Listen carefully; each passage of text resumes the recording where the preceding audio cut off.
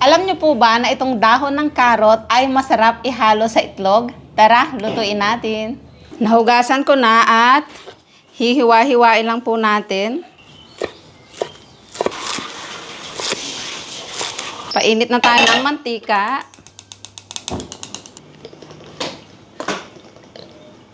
Itlog.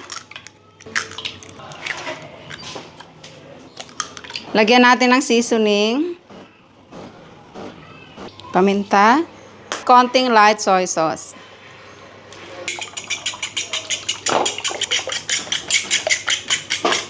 At meron ako nakita dati, para mapag-crispy nila or ma-achieve yung crispy-crispy na omelette, nilalagyan nila ng kaunting lime.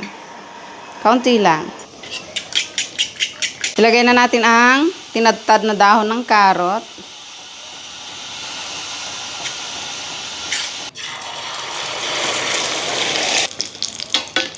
Ayan po yung gusto nating ma-achieve. Sana mabaliktad natin, sobrang dami. Oops! So, luto na yung ating itlog. Ang technique nito, para kumawala yung itlog sa ating pinipirito, lalakasan natin yung apoy, isasagad natin. After ng mga ilang seconds, mapapansin mo, lalabas na yung oil. Didrain lang natin kaunti. At hanguin. So, ito na po ang ating crispy omelette with dahon ng karot. Tikman na natin. Tulog pa po yung ating mga papakainin. Dahil pagod po sila sa biyahe kagabi. Kakabalik lang namin from camping. Ayan o.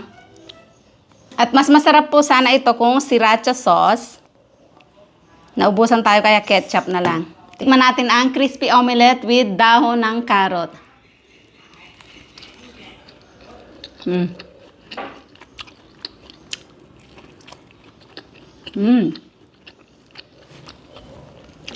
Sarap. Subukan niyo po yung may lime kung gusto niyo yung ganitong crispy effect ng omelette, mas mabango at mas masarap kainin.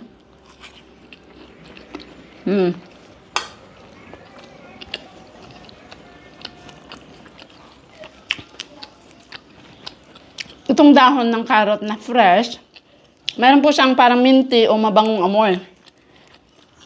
Pero kapag naluto na, nawawala na. Kung hindi nyo pa nasubukan ang dahon ng carrot na lutuin, subukan nyo po. Pero kung niluluto nyo na rin pala, hindi ko lang alam, ano pong mga luto ang ginagawa nyo, pakishare naman sa amin para magaya namin.